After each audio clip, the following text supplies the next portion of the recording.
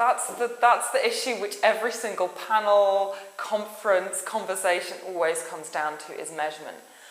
I mean, quite frankly, if anyone tells you they can fully measure the results of their social campaign or social strategy, they are lying.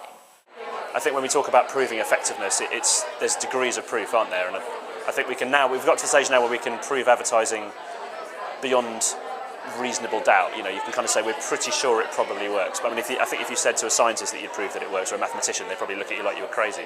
And maybe we're a bit further behind that with social. I think you know, there were enough papers that, I mean, particularly the ones that did well at the awards just now, that proved it well enough that you kind of read the case study, you kind of go, do you know what? Yeah, on balance, probably that social was making a big contribution to that brand's financial success. And you know, it will get better. I think as people become more comfortable with tools, I think as people who work in social start to care more about effectiveness, frankly, I think we'll see more and more of that, and it'll become more and more possible to say that we can kind of prove to a degree of confidence that social does work. There's an awful lot of ways of measuring stuff that isn't as important as commercial return, but when it comes down to the really tough numbers, you know, the field's pretty thin. I think econometrics, and then the other alternative is to very laboriously measure a whole lot of other stuff elsewhere, and kind of, you know, try and kind of prove, you know, by process of deduction, I suppose, that.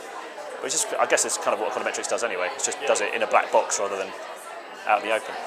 I think overall the process was quite credible in terms of trying to link the social or the engagement strategies, the business impact. I still think as an industry we have a lot more to learn on this area, and all of us in our respective roles in companies are still trying to figure out norms and benchmarks in terms of what drives impact or not. But I was really, really encouraged with you know, the overall campaigns and the assumptions that were inherent, and some of the early results that we saw with some of these campaigns.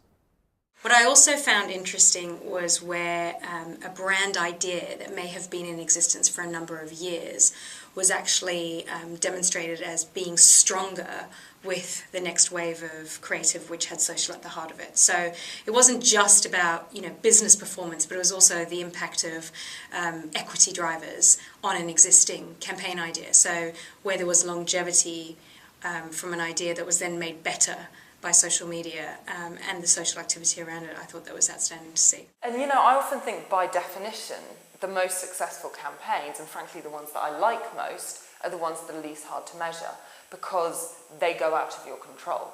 They go out of control of your branded social spaces, they go out of control of just the people you contacted to get involved with the campaign. The whole point is that they should be talked about round the dinner table, at the school gate, in people's own social presences, on their own Facebook pages, which might be locked down and might be private. You know, you don't have control over that, and nor should you.